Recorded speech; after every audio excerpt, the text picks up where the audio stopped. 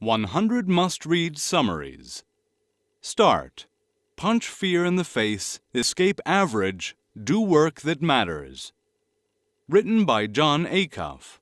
Notes by Frumi Rachel Barr, MBA, PhD. Author's bio. Jon Acuff has authored 3 books, including the Wall Street Journal bestseller Quitter, which has helped thousands of people close the gap between their day jobs and their dream jobs. In 2010, Jon joined the Dave Ramsey team as a full-time author and speaker. Jon's wildly popular blog, StuffChristiansLike.net, has more than 4 million readers worldwide and was the inspiration for his first book, Stuff Christians Like. Author's big thought. No one aims for average. No one sets out for the status quo. No one longs for ordinary. One day you wake up and ask yourself, how did you get here? You wonder if there's a way to be more awesome more often. A way to punch fear in the face, escape average, and do work that matters. There is, and it's not even that complicated. Since the dawn of time, every wildly successful life has gone through the same 5 stages. They used to be tied to your age. Chapter 1. You are here. Since the dawn of time, every awesome life has gone through the same 5 stages: learning, editing, mastering, harvesting, and guiding. Like a simple map through life, those are the 5 stages on the road to awesome, and until recently, they have matched up pretty closely with your age. In your 20s, you resided in learning. In your 30s, you focused your career, your relationships, and every part of your life.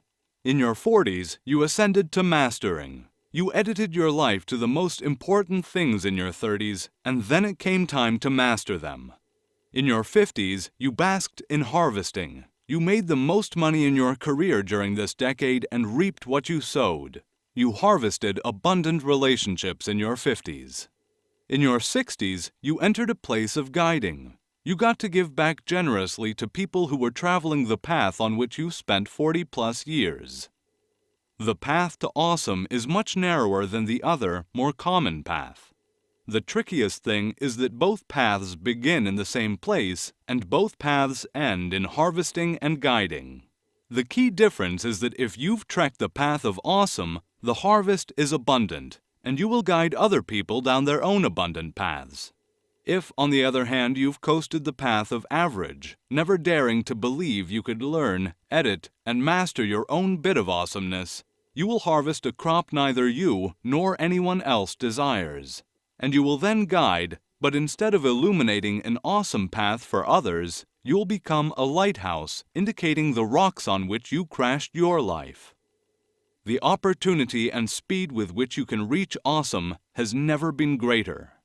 3 forces of nature have collided to create a once-in-a-century storm. 1. Retirement is dead. 2. Hope is boss. If you had told a 23-year-old today that before he can change the world, he has to work for 20 years, he'd giggle at you. Generation Y and Generation X, as they are inspired by the shift in culture, want meaning now, not eventually. Hope is boss.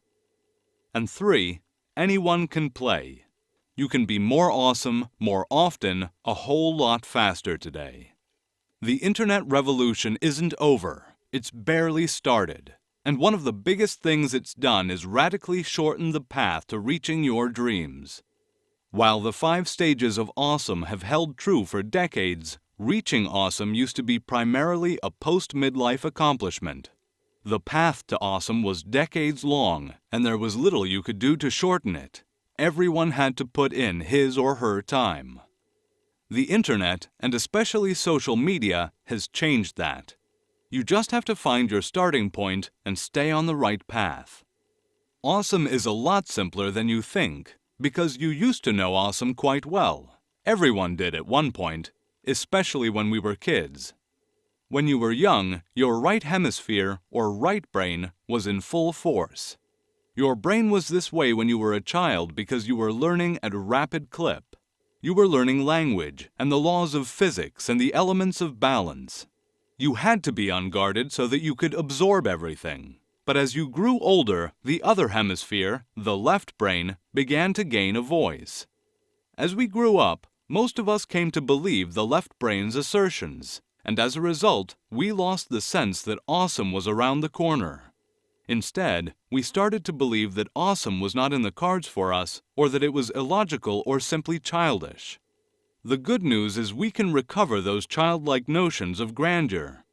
We've been told our whole lives that our 20s are when we begin down our career paths, and our 60s are the end of the road. But that timeline is no longer the only valid one. In fact, that timeline is no longer typical. Age is no longer the primary factor that determines where you are on the map. Life is now less about how old you are and more about when you decide to live. Regardless of your age or station in life, it all comes down to one simple truth. You just have to start. Chapter 2. The Start. Be a starter. The starting line is the only line you completely control. The start is the only moment you're the boss of. It's impossible to accurately predict the finish. Part of the reason it's so difficult is that the path often radically changes by the time we get to the end. The surprises life gives are always better than the things you think you see coming. You have to work incredibly hard on your start. You have to be deliberate and intentional and focused. You have to be a starter.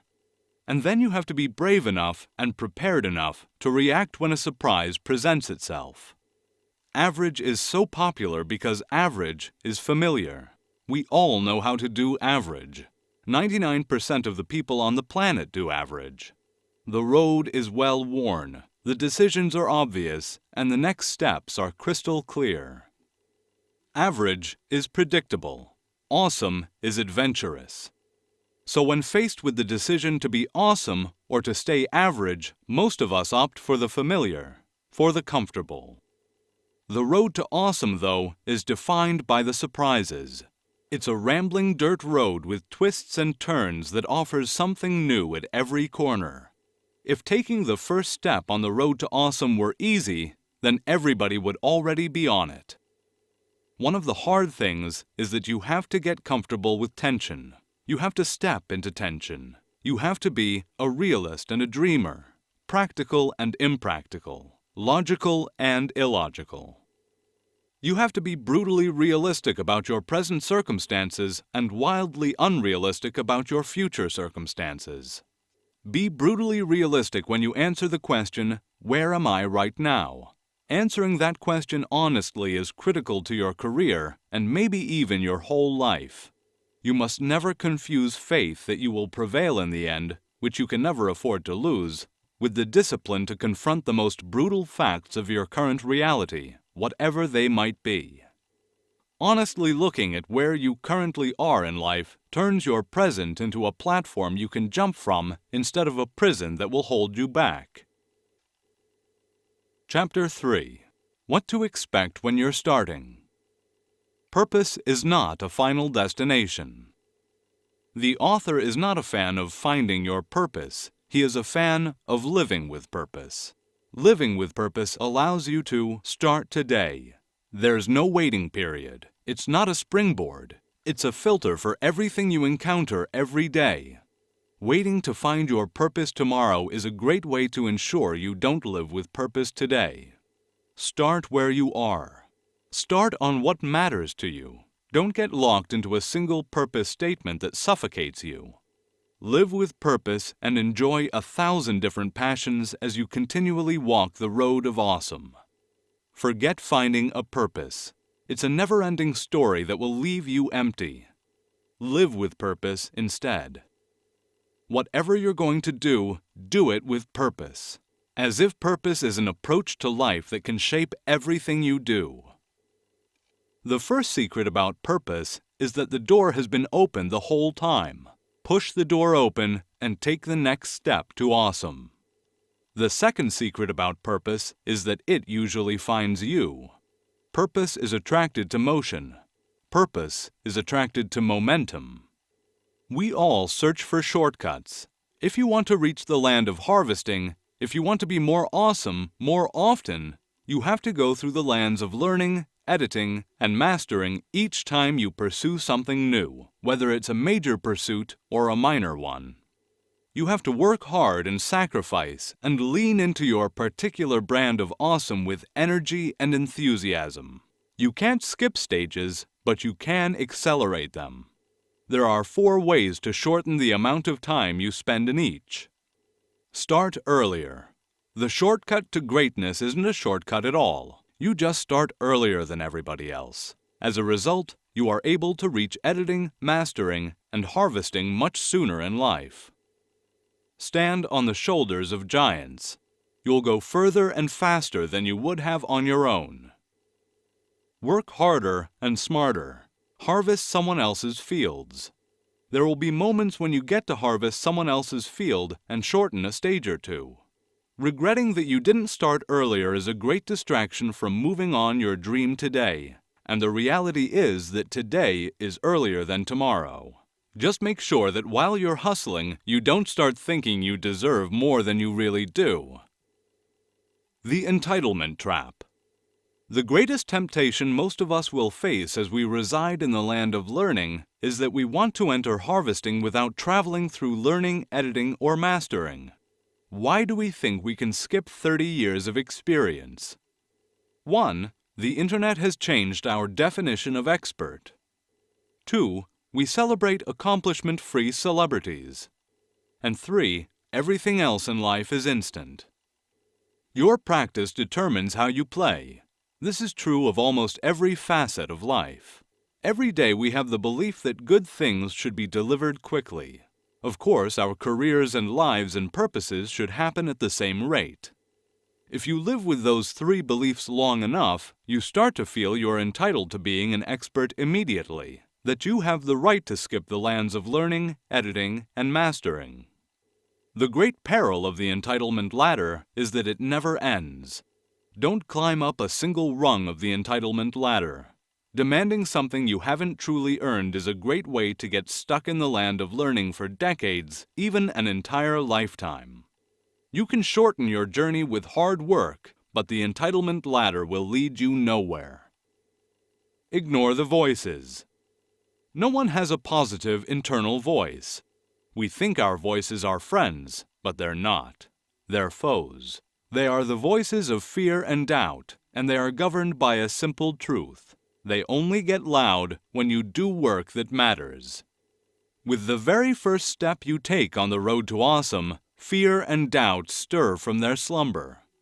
These voices are not unique. In fact, they convey pretty much the same 3 messages to every person who dares to start down the road to awesome. 1. Who are you to do that? Regardless of what you want to do or who you are, fear will always see you as wholly unqualified for anything you ever dream or attempt. If you manage to wrestle through, feeling wildly unqualified to do something awesome, fear will change tactics and hand you a calendar. 2. You're too late. Fear tries to tell you 2 things about time. Do it later, or it's too late. The first delays you with laziness. The second destroys you with regret, and neither is true. You've got today, and today is all you need to start. The rest will come into view as you go. And 3, it has to be perfect. Fear and doubt are schizophrenic. Their favorite thing to do is argue both sides of the coin so that you don't have a side to stand on. If you ask fear if something is going to work, the answer will always be no. If you don't deal with your voices, they don't go away. They don't naturally get smaller. Doubt and fear are like muscles. Every time you believe a lie about yourself, it gets easier to believe it next time. Simply put, if you don't kill your voices, they will kill you. We're going to beat our voices by doing 2 things. 1. Documenting them. They can't stand to be documented, because the minute they are, you can see how stupid they are. Every time you take a step toward being awesome and a voice gets loud, write it down. 2. Sharing our voices. Fear wants to isolate you and put you on an island. As long as you keep your fear to yourself, no one can tell you the truth about it. It's not easy to find folks to share your voices with. Never waste time trying to battle a voice alone. Start, and as you pass through the wall of purpose, kick over the ladder of entitlement and fight back the voices of fear and doubt, the map to awesome will become a little clearer. Chapter 4. Learning. Every land you walk through, from learning to guiding, will require deposits of your time. When it comes to time management or most other ways to accelerate awesome, change has to be simple. When we're beginning our journey, we just need to get one thing right. All we have to do is find 30 minutes in our week. You can be selfish at 5 a.m. or 11 p.m. You can also rescue 30 minutes during lunch. The point is that you can carve out time in your day and claim it if you're willing to hustle. We all have commitments we have to keep. In one form or another, we all have spouses with expectations that should be met. We also have dreams that need attention. To start, just be selfish at 5 a.m. Whatever words you want to use, rescue 30 minutes to walk down your path to awesome. If your dream isn't worth 30 minutes, you've either got the wrong dream or you're just pretending you have one. Willpower tends to favor the morning. It appears that willpower is finite. We have a limited supply of it. We each have one reservoir of will and discipline, and it is depleted by any act of conscious self-regulation. Many widely different forms of self-control draw on a common resource, or self-control strength, which is quite limited and hence can be depleted readily. Get up earlier because you want the best shot at success. Get up earlier because you want access to your best willpower. Here's a 5-step secret to getting it all done. 1. Admit that you can't possibly get it all done. 2. Give yourself the grace to accept that as reality, not failure. 3. Do the things you can do with your full attention. 4. Celebrate what happens during step 3 instead of obsessing over the things you didn't get to. And 5. Repeat as necessary. 2 questions to ask. 1. If I died today, what would I regret not being able to do? And 2. Are those the things I'm spending time doing right now? Bonnie Ward was a nurse in Australia who spent years caring for people in the last weeks of their lives. She wrote a book called The Top 5 Regrets of the Dying. The number 1 regret? I wish I'd had the courage to live a life true to myself, not the life others expected of me. For the average person, the reality of death is the only thing more powerful than the fear of living the life you truly desire. Learning about who we are is rarely easy. The clues are about what you really love doing. Instead of asking, what would I love to start doing, let's ask, what can I not stop doing? What's something in your life that you keep coming back to? Chances are there's some passion or dream or activity that survived for years. We are horrible at seeing the potential of our own dreams. You need to be a student of you. We don't usually take enough time to study ourselves. The method you use to travel from one destination to the next will be determined by your own experience, what you're made of, what you desire, and what you've done right to this point. Be a student of you, and then choose your own means of travel through these stages. Take the principles, customize them to what you know of yourself, and keep moving through the lands. Do this and you will be able to make progress. Continue doing this and you will reach your version of awesome many times in our lifetime. The way you pass through the land of learning is that you try a bunch of things. Fear would love for you to try just one, get discouraged, and then march right back to average. Here's how the author's dad, and how he, answers when life asks the question, have you ever done that before? No, but I'm about to. Just say that simple phrase, and then you do it. That's it. That's all it takes to beat back that monster called my first time. Every journey has a first step, Every dream has a first destination. There's only one thing you have to do in this laboratory: experiment. When an experiment doesn't go the right way, don't call it a failure. Say, "Look what we learned." Editing. How will you know when you've entered the land of editing? You won't. The problem with trying to draw up really precise boundaries is that there's too much overlap between the stages. Just when you think you're out of one stage, you'll find yourself stepping back into a previous one, and vice versa.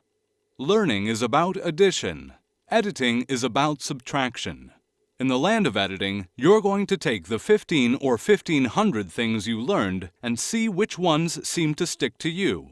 What passions, dreams, hopes, and callings will you be carrying deeper into this journey with you? We tend to add complexities to our challenges because if the problem is simple to solve, then we have to change. And change is scary. So when faced with a challenge we really don't want to fix, we tend to overcomplicate the issues. That's the great temptation with the editing stage. Rather than edit our lives, i.e., start to make decisions, we cloud our path and pretend there's a fog of complexity in the way. And so we retreat back to what we've always known. How did I get here? You will say those 5 words in your life over and over, and the only difference will be the punctuation. If you choose to be awesome, you'll aim for a whole lot more exclamation points and a whole lot fewer question marks. Because it's not a question of whether you'll say those 5 words, it's a question of how you'll say those 5 words. Acting on the dreams you learnt about in your previous destination is not complicated. Walking deeper into the land of editing is not as complex as fear and doubt are trying to tell you it is. In fact, it starts with just one question: what gives you the most joy?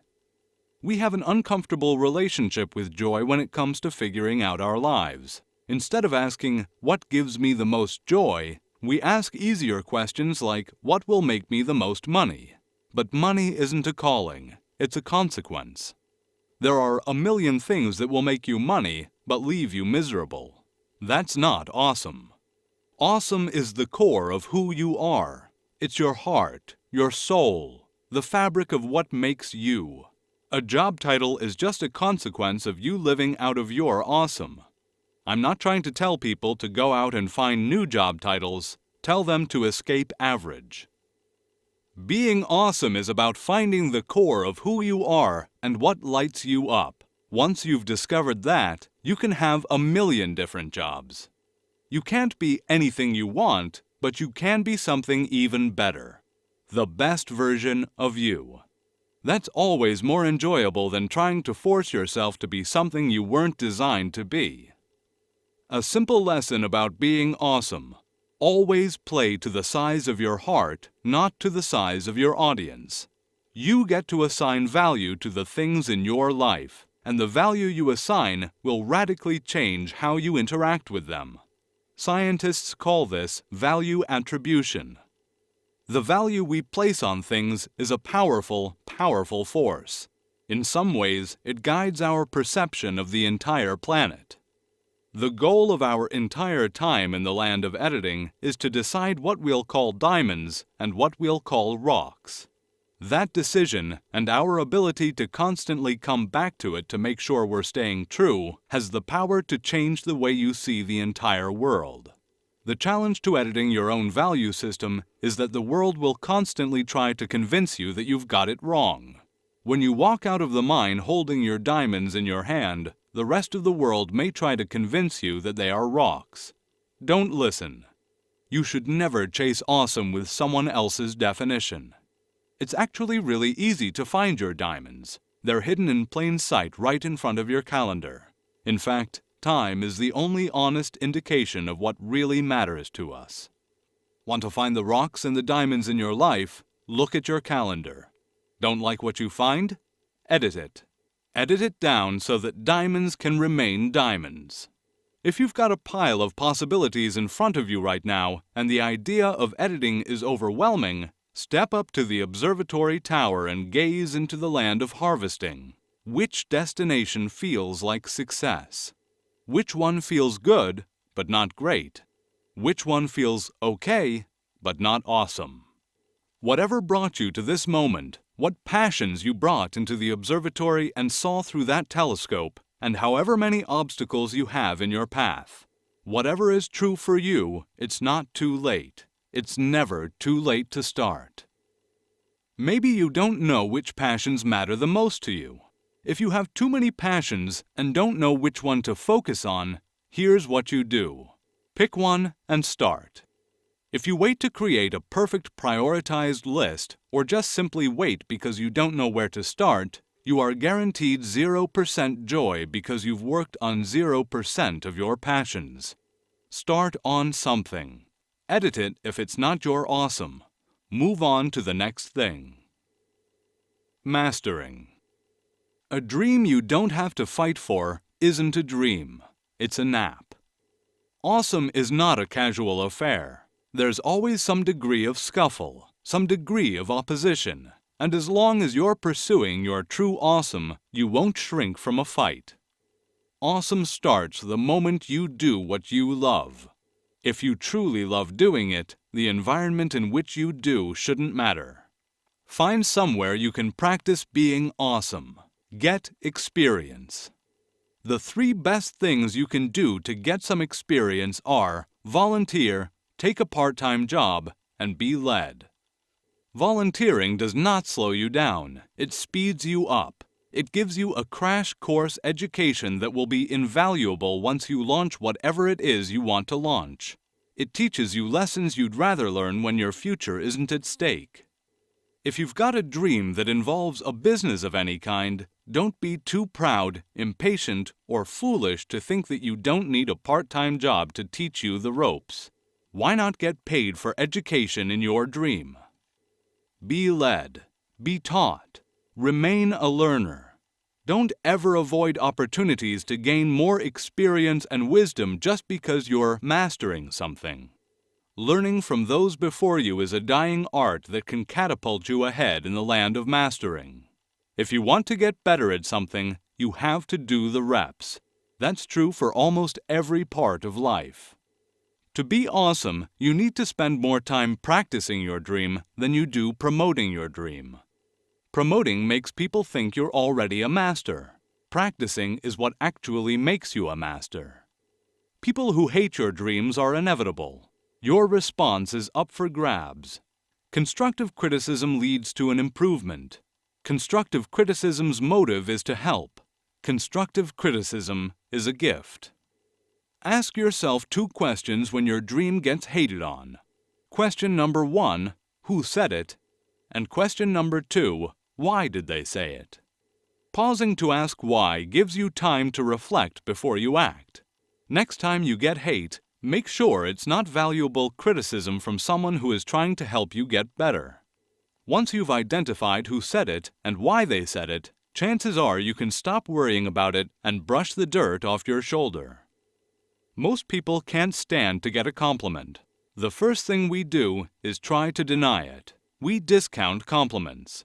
But when someone insults us or hates on what we are doing, we have a very different reaction. Suddenly we stop everything else we're working on and focus on the hate. Your dream will not be for everyone. Your road to awesome is not all-inclusive. There are going to be some haters who lob rocks at you from deep in the land of mastering. The temptation will be to stop along your journey and engage with them. You will be tempted to try to win them back to your side, to explain your case to them. Ignore this temptation. You are going to work harder than you ever have on the road to awesome. You are going to do reps and volunteer and edit and learn and a million other things. But make sure that in the midst of this adventure, you don't confuse building up your dream with burning out your dream. Don't be afraid to take a break. Harvesting. Whether you're in the NFL or a cubicle, the same truth about being a jerk holds. Wild talent and a bad attitude eventually lose to mild talent and a good attitude. The eventually tends to occur in the land of harvesting. If you manage to walk down the road to awesome without becoming a jerk, then you will successfully avoid the largest exit back to average. A little fame can do a lot of damage. People start to build an expectation of who you are. Fame can be a wonderful harvest, and you can use it for good, but don't let it be the exit that leads you right back to average. The problem with the entitlement ladder in the land of harvesting is that you don't usually know you're on one until you fall off of it. You don't realize how high you are and how disconnected from reality you are until you crash back down to earth. You will work harder at something you love than something you like. You will work harder than you have ever worked when you start chasing a dream. If your goal is to work less, stay on the road to average. But if you want to dream, get going, get up, continue harvesting. Don't be a jerk, don't get lazy, don't get entitled. There are only 3 circles of support that you need to think about as you continue down the road to awesome. Inner circle, spouse. Traveling your road to awesome with your spouse is twice as fun as being on it yourself. Want a spouse to support you? Make action payments if you want to get your spouse to believe you're serious about the pursuit of awesome. You don't gain any support if you sacrifice your spouse's time for your dream. It has to be your time. In every marriage, there are 2 types of people: a how person and a wow person. The wow person tends to be the dreamer. They come up with big ideas and big dreams and big wild plans. The how person tends to be the strategist. They want the details and the steps and the logistics of any given situation.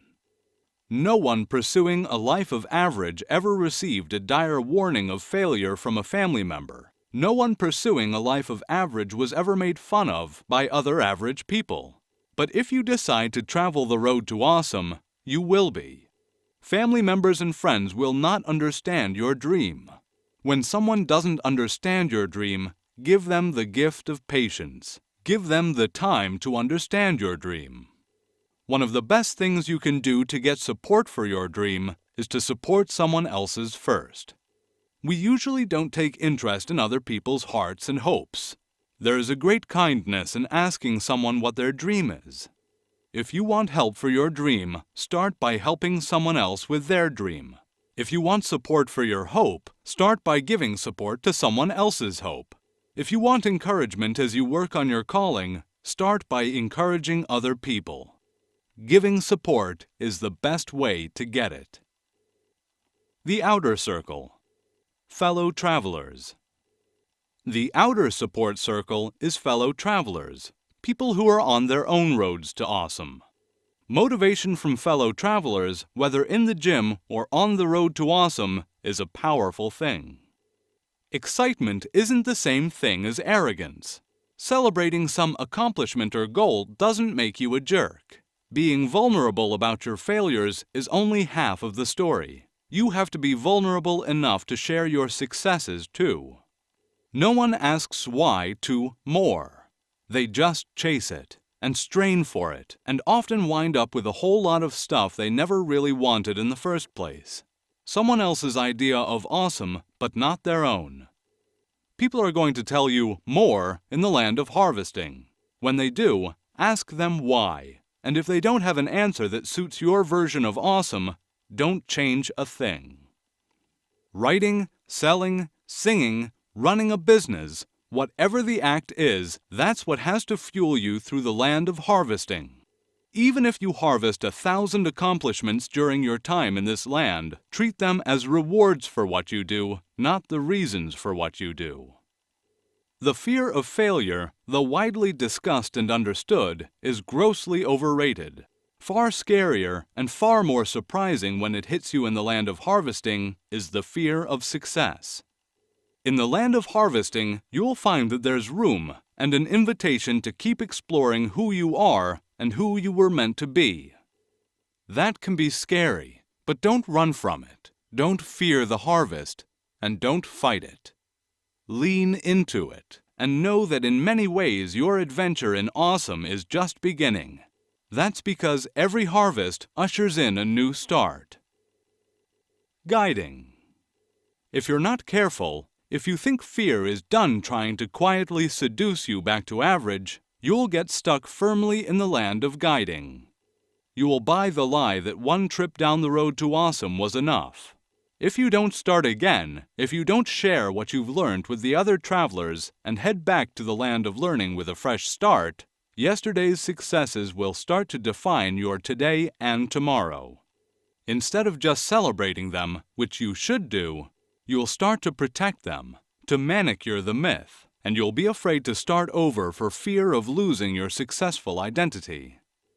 The real tragedy of a one-hit wonder is when someone succeeds once and then never tries again. No matter your circumstances, if you want to be more awesome, you've got to start again. That begins in the land of guiding when you start helping others down the paths they're on. It continues when you return to the land of learning with something new of your own to start. Helping other people better their lives is way more fun than obsessing about bettering your own. Awesome always goes viral. All it takes to guide is to be one step ahead of someone else. There are 3 myths that tend to cripple most people in the land of guiding. Myth number 1. You shouldn't guide until you feel ready. The talent we have the hardest time recognizing is our own. Myth number 2. You should only share your successes. If you share honestly about your own failures, people can often avoid having the same thing happen to them. The temptation, of course, is to only share your success. Simply ask the question, what did I learn in this experience that may help someone else? Guiding involves sharing both your failures and your successes. Success is actually the best way to learn. Myth number 3. Everyone should guide the exact same way.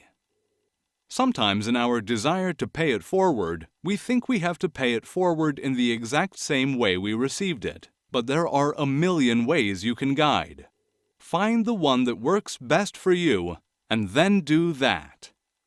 Guiding takes discipline and wisdom. There are 3 simple ways to start. First, ask a question. If you'll ask people a question, more often than not, they'll tell you a story that will blow you away, or make you laugh, or cry, or a million other things. That question you ask will begin a conversation, and guiding always starts with a conversation. Second, tie guiding to something you already care about. If you are going to be successful at guiding, don't be afraid to tie it to something else that gives you momentum. And third, pick your spots carefully. In the land of editing, we honed our passions down with laser-like focus. Guiding requires the same level of intentionality. As you guide, you're going to disappoint people who want your time or your input or your attendance. And often, you won't be able to give it to them. But it's okay to disappoint people as long as you make sure you're disappointing and guiding the right people. In the land of guiding, the hardest part will be deciding which people to guide. The only way to stay young is to keep learning. Recommendation. Instead of discovering your why or purpose, Acuff suggests that you just live on purpose and start now. Life is no longer about your age, but when you decide to start living. Get 100 business book summaries just like this one at 100mustreads.com.